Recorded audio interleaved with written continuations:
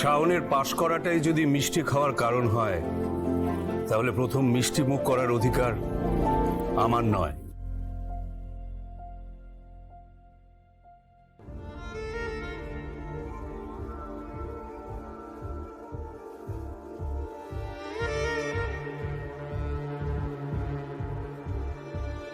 বাবা আমার দিকে এগিয়ে আসছে কেন?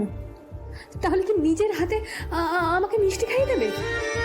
সেই অধিকার সবার আগে তোমার।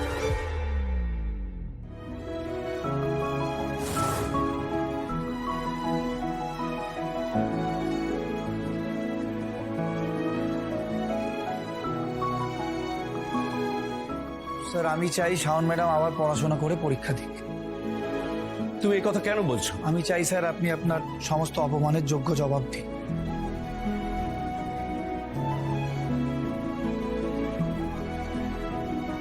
কিন্তু স্যার এতে আমি কি করলাম?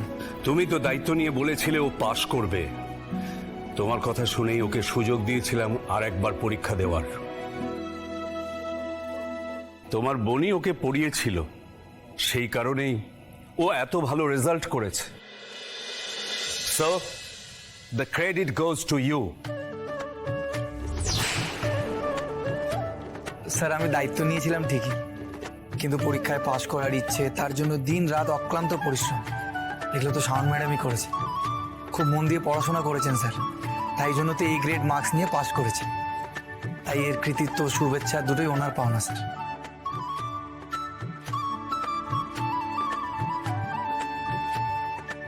কনগ্রাচুলেশনস।